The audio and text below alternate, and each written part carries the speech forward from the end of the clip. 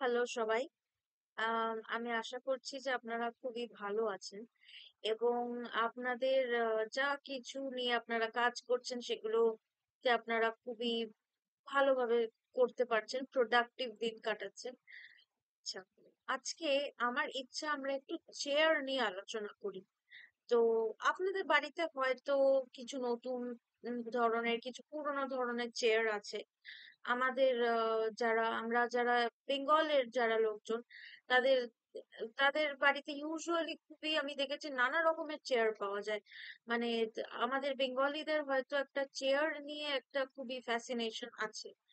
তো এবারে আমি যেটা বলছি যে একটা সময় ছিল যখন আমার চেয়ার জিনিসটা একদম ভালো লাগতো না। আমার মনে হতো যে কেন আমরা মাটিতে একদম পা ভাঁজ করে বসতে পারি না কেন সবাই মিলে, চেয়ারের কিসের দরকার।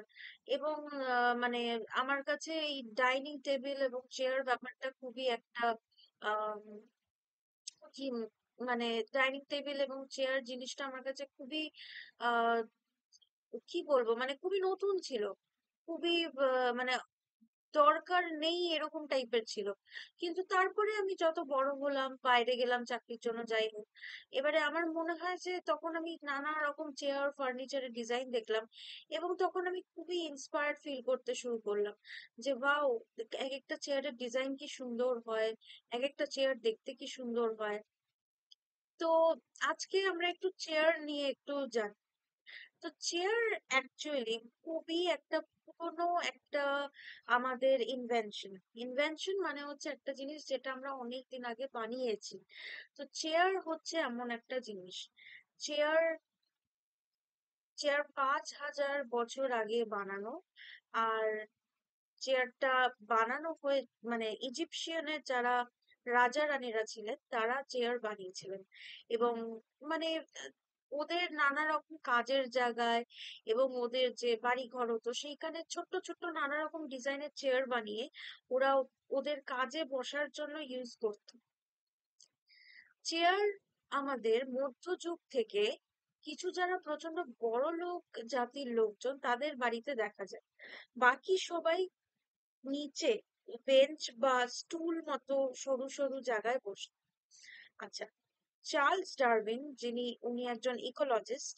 উনি অ্যানিমালস, প্লান্টস এইসব নিয়ে উনি এভলিউশন নিয়ে ডেভেলপ করেছিলেন। উনি মডিফাই করেছিলেন চেয়ারকে হুইলস লাগিয়ে। তো এটা জানা যায় যে চার্লস ডারউইন প্রথম কয়েকজনের মধ্যে ছিলেন যে নিজের চেয়ারের সাথে হুইল অ্যাটাচ করে, ঠিক আছে, সেটার একটা আর্লি ভার্সন অফ চেয়ার বানিয়েছিলেন। আচ্ছা, ড্রাগন চেয়ার আইলিন গ্রে বলে আহ, একজন কার্পেন্টার এই ড্রাগন চেয়ারটা বানিয়েছিল, যেটা হচ্ছে দুনিয়ার সব থেকে বেশি কস্টলি চেয়ার। এবং এটা বিক্রি হয়েছিল 28 ইউএস ডলারে, 28 মিলিয়ন টাকায় 2009 সালে। রকিং চেয়ার, যেটাকে আমরা ওই আর্ম চেয়ার বলি, যেটাতে বসলে আপনারা এমনি করে দুলতে পারেন, সেটা এইটিন সেঞ্চুরিতে ইনভেন্ট করা হয়েছিল। আর সেটা বেঞ্জামিন ফ্র্যাঙ্কলিনের দ্বারা পপুলারাইজ করা হয়েছিল মানে ধরুন কোনো কিছু একটা এক্সিস্টিং আছে, কিন্তু আমি সেটাকে ইউজ করছি এবং আমার মুখে ওইটাকে আমি মানে প্রমোট করছি, ওটাকে আমি বাহবা দিচ্ছি ওই জিনিসটাকে, এবং সেটা লোকে জানছে, লোকেও ইউজ করতে শুরু করছে, সেটাকে বলে rocking chair. Ergonomic designs, modern chairs focus. আচ্ছা, মডার্ন চেয়ারের যে ফোকাসটা সেটা হচ্ছে আমাদের যে পশ্চার, আমাদের যে স্পাইন, আমাদের পিঠে যেন যন্ত্রণা না হয় সেটার উপর ফোকাস করে বানানো হয়। এবং এই যে জিনিসটা সেটাকে এরগোনমি বলে। এরগোনমি মানে হচ্ছে এমন একটা জিনিস যেটা আমাদেরকে আমাদের যে পশ্চার, আমাদের হাঁটা চলার যেটা সুবিধা হবে সেই অনুযায়ী কোনো কিছু করতে সাহায্য করে। আচ্ছা, প্লাস্টিক রেভলিউশন, প্রথম মনোব্লক চেয়ার বানানো হয়েছিল 1960 সালে। আর এইটা প্লাস্টিক প্লাস্টিক দিয়ে বানানো চেয়ার ছিল। তো আমি বলছি যদি ইজিপ্টরা চেয়ার বানিয়ে থাকে তাহলে ওরা হয়তো প্রথমে ওরকম ওই মাটি বা কিছু, মানে ওদের কিছু পাথর দিয়ে বানানো হয়তো হয়েছিল চেয়ার। বা ওরা যেরকম পিরামিড গুলো বানিয়েছিল ব্রিক্স দিয়ে সেরকম ভাবে বানিয়েছিল। ঠিক আছে।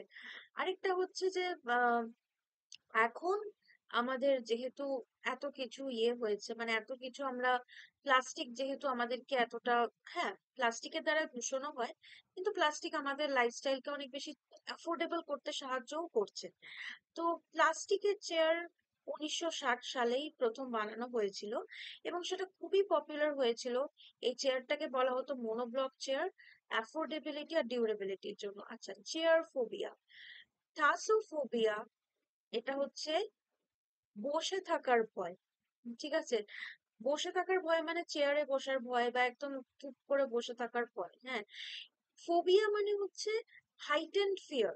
ফিয়ার হচ্ছে যে ঠিক আছে, আচ্ছা আমি এটা করবো না, আমার পছন্দ না।